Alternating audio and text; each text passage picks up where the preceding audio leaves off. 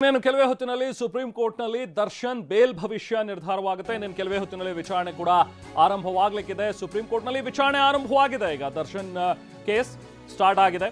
ಸಿದ್ಧಾರ್ಥ ದವೆ ವಾದ ಮಂಡನೆ ಆರಂಭಿಸಿದ್ದಾರೆ. ಸುಪ್ರೀಂ ಕೋರ್ಟ್ನಲ್ಲಿ ವಿಚಾರಣೆಯನ್ನ ಆರಂಭಿಸಿರುವಂತಹ ಸಿದ್ಧಾರ್ಥ ದವೆ ಸೊ ಏನ್ ಗ್ರೌಂಡ್ಸ್ ಮೇಲೆ ಏನ್ ಪಾಯಿಂಟ್ಸ್ ಅನ್ನ ಇಟ್ಟು ಈಗ ಆರ್ಗ್ಯುಮೆಂಟ್ ಮಾಡ್ತಾರೆ ಅನ್ನುವಂಥದ್ದು ಬಹಳ ಮುಖ್ಯ. ದರ್ಶನ್ ಸೇರಿದಂತೆ 7 ಆರೋಪಿಗಳ ಜಾಮೀನು ರದ್ದು ಮಾಡಬೇಕು ಅಂತ ಕೋರಿರುವಂತಹ ಸರ್ಕಾರದ ಅರ್ಜಿ ಸೊ ಅದರ ಒಂದು ವಿಚಾರಣೆ ನಡೆಸ್ತಾ ಇರುವಂತಹ ಸುಪ್ರೀಂ ಕೋರ್ಟ್ ಈಗ ಆರಂಭವಾಗಿದೆ. ಹೈಕೋರ್ಟ್ ಆದೇಶವನ್ನು ಪ್ರಶ್ನಿಸಿ ಮೇಲ್ಮನವಿಯನ್ನು ಸಲ್ಲಿಸಿರುವಂತಹ ರಾಜ್ಯ ಪೊಲೀಸರು, ರಾಜ್ಯ ಸರ್ಕಾರ ಇನ್ಫ್ಯಾಕ್ಟ್ ಅದನ್ನ ಅರ್ಜಿಯನ್ನು ಸಲ್ಲಿಸಿದ್ದಾರೆ.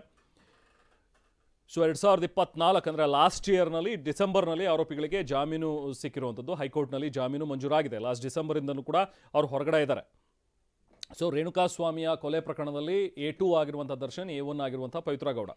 ಸೊ ದರ್ಶನ್ ಮತ್ತು ಗ್ಯಾಂಗ್ನಿಂದ ರೇಣುಕಾಸ್ವಾಮಿಯ ಕೊಲೆ ಆಗಿದೆ ಅನ್ನುವಂಥ ಒಂದು ಪ್ರಕರಣ ಏನಿದೆಯಲ್ಲ, ಆರೋಪ ಏನಿದೆಯಲ್ಲ, ಅದಕ್ಕೆ ಸಂಬಂಧಪಟ್ಟಂತೆ ನಡೀತಾ ಇರುವಂಥ ಒಂದು ವಿಚಾರಣೆ. ಅದರಲ್ಲಿ ಒಂದು 6 ತಿಂಗಳು ಜೈಲಲ್ಲಿದ್ದಂತಹ ದರ್ಶನ್ ಹೊರಗಡೆ ಬಂದಿದ್ದಾರೆ. ದರ್ಶನ್ ಮತ್ತು ಪವಿತ್ರ ಗೌಡ ಇಬ್ಬರು ಕೂಡ ಬಂದಿದ್ದಾರೆ. ನ್ಯಾಯಮೂರ್ತಿ ಮಹದೇವನ್ ಮತ್ತು ನ್ಯಾಯಮೂರ್ತಿ ಪರ್ದಿವಾಲಾ ಅವರ ನೇತೃತ್ವದ ಪೀಠದಲ್ಲಿ, ದ್ವಿಸದಸ್ಯ ಪೀಠದಲ್ಲಿ ನಡೀತಾ ಇರುವಂಥ ವಿಚಾರಣೆ.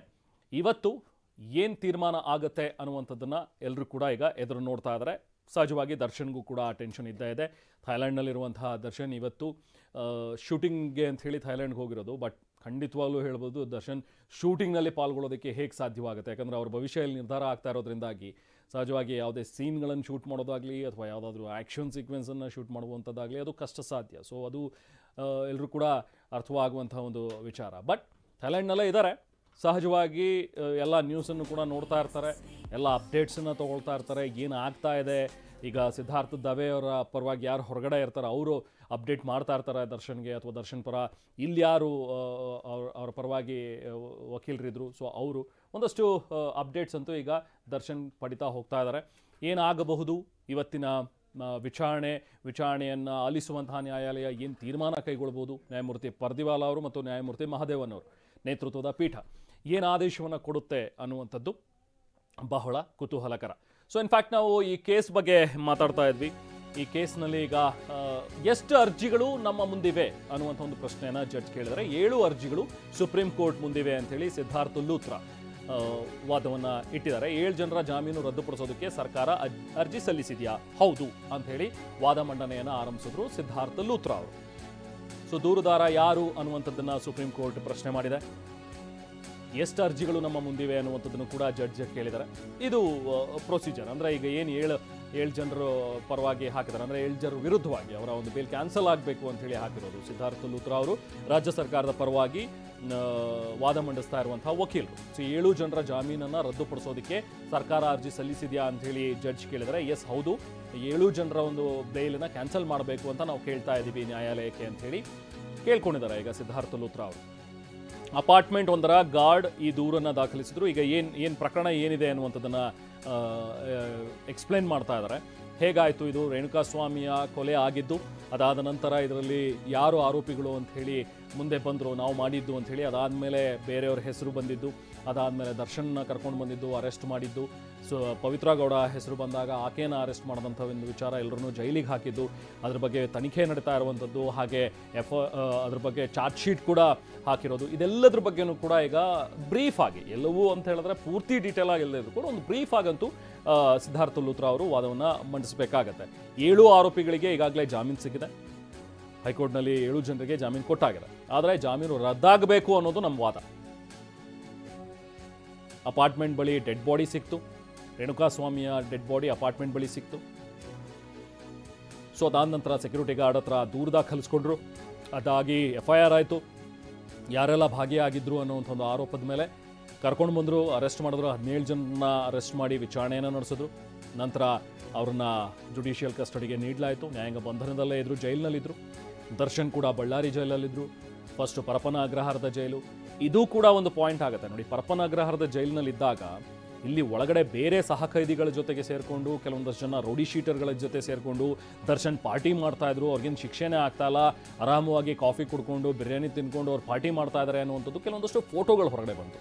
ಅದಾದ ಮೇಲೇ ಮತ್ತೆ ಪನಿಷ್ಮೆಂಟ್ನ ಮತ್ತೊಂದು ಭಾಗ ಅಂತಲೇ ಅವ್ರನ್ನ ಇಲ್ಲಿಡೋದು ಬೇಡ, ಇಲ್ಲಿಟ್ಟರೆ ಮತ್ತೆ ಇದೇ ಥರದ ಸಮಸ್ಯೆ ಆಗುತ್ತೆ ಅಂತೇಳಿ ಅವ್ರನ್ನ ಬಳ್ಳಾರಿಗೆ ಟ್ರಾನ್ಸ್ಫರ್ ಮಾಡಿದ್ರು. ಇದು ಕೂಡ ಒಂದು ಮಾರಕವಾಗ್ಬೋದು ಅನ್ನೋ ಅಂಶ ದರ್ಶನ್. ಯಾಕಂದರೆ ದರ್ಶನ್ ಎಲ್ಲೇ ಇದ್ದರೂ ಕೂಡ ಅಲ್ಲಿ ತಮ್ಮ ಪಟಾಲಮನ್ನು ಬಳಸ್ಕೊಳ್ತಾರೆ, ತಮಗೆ ಹೇಗೆ ಬೇಕೋ ಸವಲತ್ತುಗಳನ್ನು ಹಾಗೆ ಮಾಡ್ಕೊಬಿಡ್ತಾರೆ. ಅಕಸ್ಮಾತ್ ಹೊರಗಡೆ ಬಂದಾಗಲೂ ಕೂಡ ಈಗೇನು ಇಷ್ಟು ದಿನಗಳಿಂದ ಇದ್ದಾರೆ ಅವ್ರು ಬೇರೆ ಬೇರೆಯವ್ರ ಮೇಲೆ ಪ್ರಭಾವ ಬೀರುವಂಥ ಒಂದು ಕೆಲಸ ಆಗುತ್ತೆ. ಇಲ್ಲಿ ವಿಟ್ನೆಸ್ಗಳ ಮೇಲೆ ಪ್ರಭಾವ ಬೀರುವಂಥ ಕೆಲಸ ಆಗುತ್ತೆ. ವಿಟ್ನೆಸ್ಸನ್ನು ಖರೀದಿ ಮಾಡ್ಬೋದು, ಅಥವಾ ವಿಟ್ನೆಸ್ಗೆ ಹೆದರಿಸಿ ಬೆದರಿಸಿ ಅವರನ್ನು ಉಲ್ಟಾ ಸ್ಟೇಟ್ಮೆಂಟ್ಸ್ ಕೊಡಿಸ್ಬೋದು, ಅಥವಾ ಬೇರೆ ಇನ್ನೇನಾದರೂ ಮಾಡುವಂಥ ಸಾಧ್ಯತೆಗಳು ಕೂಡ ಇರ್ಬೋದು. ಸೊ ಹಾಗಾಗಿನೇ ನಮಗೆ ಅವ್ರ ಬೇಲ್ ಕ್ಯಾನ್ಸಲ್ ಆಗಬೇಕು ಅಂತ ಕೇಳ್ತಾ ಇರೋದು ಅನ್ನುವಂಥದ್ದನ್ನು ವಾದ ಮಂಡಿಸಿದ್ದಾರೆ. CCTV ಪರಿಶೀಲಿಸಿದಾಗ ಕೆಲ ವಾಹನಗಳು ಓಡಾಡಿರೋದು ಕಂಡು ಬಂದಿದೆ. ಅನುಮಾನಾಸ್ಪದ ಓಡಾಟ ಕಂಡು ಬಂದಿದ್ದನ್ನು ಪೊಲೀಸರು ಪರಿಶೀಲನೆ ಮಾಡಿದರೆ ತನಿಖೆ ವೇಳೆ ಅದನ್ನು ದಾಖಲಿಸಿದ್ದಾರೆ ಚಾರ್ಜ್ ಶೀಟ್ನಲ್ಲಿ. ಪೊಲೀಸರು ತನಿಖೆ ವೇಳೆ ಈ ವಾಹನಗಳು ಶೆಡ್ನಿಂದ ಬಂದಿರೋದು, ಶೆಡ್ಡಿಗೆ ಬಂದಿರೋದು ಇದೆಲ್ಲವೂ ಕೂಡ ಗೊತ್ತಾಗಿದೆ. ಸೊ ಮೂವರು ಸರೆಂಡರ್ ಆದರು, ಆದರೆ ಅವರು ತಪ್ಪಿತಸ್ಥರಾಗಿರಲಿಲ್ಲ. ಯಾಕಂದರೆ CCTV ಪರಿಶೀಲನೆ ಮಾಡಿದಾಗ ಗೊತ್ತಾಗಿದ್ದು ಈ ಬರೀ ಇವ್ರು 3 ಜನ ಅಲ್ಲ, ಅನುಮಾನಾಸ್ಪದವಾಗಿ ತುಂಬ ಜನ ಇಲ್ಲಿ ಓಡಾಡಿದ್ದಾರೆ, ಕಾರ್ಗಳು ಎಲ್ಲವೂ ಕೂಡ ಬಂದಿರೋದು ಹೋಗಿರೋದು ಇದೆ ಅಂಥೇಳಿ ಪೊಲೀಸರು ತನಿಖೆ ವೇಳೆ ಗೊತ್ತಾಯಿತು. ಅಂದರೆ ಹೇಗೆ ನಡೀತು ಈ ಕ್ರೈಮ್ ಅಥವಾ ಕ್ರೈಮ್ನ ಇನ್ವೆಸ್ಟಿಗೇಷನ್ ಹೇಗಾಯಿತು ಅನ್ನುವಂಥದ್ರ ಬಗ್ಗೆ, ಚಾರ್ಜ್ ಶೀಟ್ನಲ್ಲಿ ಏನು ಹಾಕಿದ್ದಾರೆ ಅನ್ನುವಂಥದ್ರ ಬಗ್ಗೆ ಒಂದು ಬ್ರೀಫ್ ಆಗಿ ಕೋರ್ಟ್ನ ಗಮನಕ್ಕೆ ತರ್ತಾ ಇದ್ದಾರೆ ಸಿದ್ಧಾರ್ಥ ಲೂಥ್ರಾ ಅವರು. ಸೊ ಅಂದರೆ ಆವತ್ತಾದಂಥ ಒಂದು ಘಟನೆ ಏನಿತ್ತಲ್ಲ, ಆ 3 ಜನ ಬಂದಿದ್ದು, ಸರೆಂಡರ್ ಆಗಿದ್ದು, ನಾವು ಕೊಲೆ ಮಾಡಿದ್ದೀವಿ ಹೀಗೆ ಒಬ್ಬ ವ್ಯಕ್ತಿಯನ್ನು, ಯಾವುದೋ ಹಣಕಾಸಿನ ವಿಚಾರಕ್ಕೆ ಸಂಬಂಧಪಟ್ಟಂತೆ ಏನೋ ಗಲಾಟೆ ಆಯಿತು, ಗಲಾಟೆಯಲ್ಲಿ ಹೊಡೆದಾಟದಲ್ಲಿ ಆತ ಸತ್ತೋಗ್ಬಿಟ್ಟ ಅನ್ನುವಂಥದ್ದನ್ನು ಹೇಳಿಕೆ ನೀಡ್ತಾ ಇದ್ದಿದ್ದು. ಬಟ್ ಅದಾದ ಮೇಲೆ ಗೊತ್ತಾಗಿದ್ದು ಬೇರೆನೇ ಇದೆ ಅಂತ. ಸೊ 17 ಜನರಲ್ಲಿ 7 ಜನರ ಜಾಮೀನು ರದ್ದಾಗಬೇಕು ಅಂತ ಹೇಳಿ ಬಯಸ್ತಾ ಇದ್ದೀರಾ? ಸರ್ಕಾರದ ಪರ ವಕೀಲರಿಗೆ ಜಡ್ಜ್ ಪ್ರಶ್ನೆ ಕೇಳಿದ್ದಾರೆ. ಇರೋದು 17 ಜನ, ಬಟ್ 7 ಜನರದ್ದು ಕ್ಯಾನ್ಸಲೇಷನ್ ಕೇಳ್ತಾ ಇದ್ದೀರಿ ನೀವು. ಈಗ ದೋಷಾರೋಪ ಪಟ್ಟಿ ದಾಖಲಾಗಿದೆಯಾ, ಚಾರ್ಜ್ ಶೀಟ್ ಆಗಿದೆಯಾ ಅಂತಲೂ ಕೂಡ ಜಡ್ಜ್ ಪ್ರಶ್ನೆ ಕೇಳಿದ್ದಾರೆ. ಸೊ ಇದು ಈಗ ಸುಪ್ರೀಂ ಕೋರ್ಟ್ನಲ್ಲಿ ನಡೀತಾ ಇರುವಂಥ ವಿಚಾರಣೆ. ಸರ್ಕಾರದ ಪರ ವಕೀಲರು ಸಿದ್ಧಾರ್ಥ ಲೂಥ್ರಾ ಅವರಿಗೆ ಕೇಳಲಾಗ್ತಾ ಇರುವಂಥ ಕೆಲವೊಂದಷ್ಟು ಪ್ರಶ್ನೆಗಳು. ಈ ಹಿಂದೆ ನಾವು ಗಮನಿಸಿದ್ವಿ, ಈ ಹಿಂದೆನೂ ಕೂಡ ಅದ್ರ ಬಗ್ಗೆ ನಾವು ಚರ್ಚೆ ಮಾಡಿದ್ವಿ. ಯಾವಾಗ ಅಭಿಷೇಕ್ ಮನು ಸಿಂಘ್ವಿ ಆದಮೇಲೆ ಕಪಿಲ್ ಸಿಬಲ್ ಅವರು ವಾದವನ್ನು ಮಂಡಿಸಿದ್ರು ಇದರಲ್ಲಿ, ಅವಾಗ ಅವ್ರಿಗೆ ಕೆಲವೊಂದಷ್ಟು ಪ್ರಶ್ನೆಗಳನ್ನು ಕೇಳಿದರು. ಯಾಕೆ ರದ್ದು ಮಾಡಬಾರ್ದು ಹಾಗಾದರೆ ಅಂತ ಹೇಳ್ತೀರಿ ನೀವು, ಯಾಕೆ ಇವ್ರಿಗೆ ಜಾಮೀನಲ್ಲಿ ಮುಂದುವರಿಸಬೇಕು, ಯಾಕೆ ರದ್ದು ಮಾಡಬಾರ್ದು ಅನ್ನುವಂಥದ್ದನ್ನು ಅವ್ರಿಗೆ ಕೇಳಿದರು. ಈಗ ಸಿದ್ಧಾರ್ಥ ಲೂಥ್ರಾ ಅವ್ರಿಗೂ ಕೂಡ ಹೇಳ್ತಾ ಇದ್ದಾರೆ, 17 ಜನ ಇದ್ದಾರೆ, 17ರಲ್ಲಿ 7 ಜನರಿಗೆ ನೀವು ಕ್ಯಾನ್ಸಲೇಷನ್ ಆಗಬೇಕು ಅಂತ ಕೇಳ್ತಾ ಇದ್ದೀರಾ. ಹಾಗಾದರೆ 7 ಜನರದ್ದು ಮಾತ್ರ ಕೇಳ್ತಾ ಇರೋದಾ ನೀವು? ಜೊತೆಗೆ ಈಗ ಚಾರ್ಜ್ ಶೀಟ್ ಆಗಿದೆಯಾ, ಅದನ್ನು ನ್ಯಾಯಾಲಯಕ್ಕೆ ಸಲ್ಲಿಕೆ ಮಾಡಿದ್ದೀರಾ, ಅದನ್ನು ಕೂಡ ಜಡ್ಜ್ ಕೇಳಿದ್ದಾರೆ. 7 ಜನರ ಜಾಮೀನು ಆದೇಶವಾದ ಬಳಿಕ, ಸೊ ಸದ್ಯ 7 ಜನರ ಜಾಮೀನು ರದ್ದತಿಗೆ ಅರ್ಜಿ ಸಲ್ಲಿಸಿದ್ದೀವಿ, ಅದನ್ನು ಕ್ಯಾನ್ಸಲ್ ಆದರೆ ಮತ್ತೆ ಇನ್ನುಳಿದಂಥವರಿಗೆ ಹಾಕ್ತೀವಿ ಅನ್ನೋದು ಜಡ್ಜ್ ಪ್ರಶ್ನೆಗೆ ಸಿದ್ಧಾರ್ಥ ಲೂಥ್ರಾ ಅವರು ಉತ್ತರ ಕೊಟ್ಟಿದ್ದಾರೆ. ಮೊದಲು 7 ಜನರ ಜಾಮೀನು ಆದೇಶ ಬರಲಿ, ಅದು ಕ್ಯಾನ್ಸಲ್ ಆದಮೇಲೆ ಇನ್ನು ಉಳಿದವರ ಜಾಮೀನು ಕೂಡ ರದ್ದಾಗಬೇಕು ಅಂಥೇಳಿ ನಾವು ಅರ್ಜಿ ಸಲ್ಲಿಸ್ತೀವಿ ಅನ್ನುವಂಥದ್ದು ಜಡ್ಜ್ ಪ್ರಶ್ನೆಗೆ ವಕೀಲ ಸಿದ್ಧಾರ್ಥ ಲೂಥ್ರಾ ಅವರು ಕೊಡ್ತಾ ಇರುವಂಥ ಉತ್ತರ. ಸೊ 7 ಜನರ ಜಾಮೀನು ಏನಾಯ್ತಲ್ಲ, ಅದಾದ ಮೇಲೇನೆ ಉಳಿದವರಿಗೆ ಜಾಮೀನು ಸಿಕ್ಕಿರೋದು ಅಂತ. ಸೊ ಹಾಗಾಗಿ ಈಗ ಮೊದಲು ಪ್ರಮುಖವಾಗಿ ಈ 7 ಜನ ಏನಿದಾರ, ಆ 7 ಜನರದ್ದು ಕ್ಯಾನ್ಸಲ್ ಆಗಬೇಕು ಅನ್ನೋದು ಸಿದ್ಧಾರ್ಥ ಲೂಥ್ರಾ ಅವರು ಮಂಡಿಸ್ತಾ ಇರುವಂಥ ವಾದ. ಸೊ 7 ಅರ್ಜಿಗಳು ಈಗ ಸುಪ್ರೀಂ ಕೋರ್ಟ್ ಮುಂದೆ ಇದೆ. ಈ 7ರಲ್ಲಿ ಒಂದು ದರ್ಶನ್, ಇನ್ನೊಂದು ಪವಿತ್ರ ಗೌಡ. ಸೊ ಇವರು ಪ್ರಮುಖವಾಗಿ ಇರುವಂಥದ್ದು. ಇನ್ನು ಉಳಿದಂತೆ ಪ್ರದೋಷ್ ಆಗಲಿ, ಲಕ್ಷ್ಮಣ್ ಆಗಲಿ, ಜಗದೀಶ್, ಅನುಕುಮಾರ್, ಇವ್ರದ್ದೆಲ್ಲರದ್ದು ಕೂಡ ಕ್ಯಾನ್ಸಲ್ ಆಗಬೇಕು ಅನ್ನುವಂಥದ್ದನ್ನು ಕೇಳಿದ್ದಾರೆ. ಇವಾಗ ಸುಪ್ರೀಂ ಕೋರ್ಟ್ನಲ್ಲಿ ನಡೀತಾ ಇರುವಂಥ ಒಂದು ವಿಚಾರಣೆಯಲ್ಲಿ ಸಿದ್ಧಾರ್ಥ ಲೂಥ್ರಾ ಅವರಿಗೆ ಸಹಜವಾಗಿ ಅಂದರೆ ಪ್ರೊಸೀಜರ್ನ ಒಂದು ಭಾಗವಾಗಿ ಕೇಳಿದ್ರು. ಜಡ್ಜ್ ಕೂಡ ಕೆಲವೊಂದಷ್ಟು ಪ್ರಶ್ನೆಗಳನ್ನು ಕೇಳಿದ್ದಾರೆ. ಯಾಕೆ ನೀವು 17 ಜನರಲ್ಲಿ ಬರೀ 7 ಜನರನ್ನ ಕೇಳ್ತಾ ಇದ್ದೀರಾ, ಅಷ್ಟನ್ನು ಮಾತ್ರ ನೀವು ಕ್ಯಾನ್ಸಲೇಷನಿಗೆ ಕೇಳ್ತಾ ಇರೋದಾ, ಚಾರ್ಜ್ ಶೀಟ್ ಹಾಕಲಾಗಿದೆಯಾ, ಇದೆಲ್ಲ ವಿಚಾರಗಳು. ಹಾಗೆ ಇನ್ನು ಅದಕ್ಕೆ ಸಿದ್ಧಾರ್ಥ ಲೂಥ್ರಾ ಅವರು ಕೊಟ್ಟಂಥ ವಿಚಾರ, ಇನ್ಫ್ಯಾಕ್ಟ್ ಇವ್ರು 7 ಜನರಿಗೆ ಏನು ಬಂತಲ್ಲ ಆದೇಶ ಆಯ್ತಲ್ಲ ಜಾಮೀನು, ಅದಾದ ಮೇಲೇ ಉಳಿದವರಿಗಾಗಿರುವಂಥದ್ದು.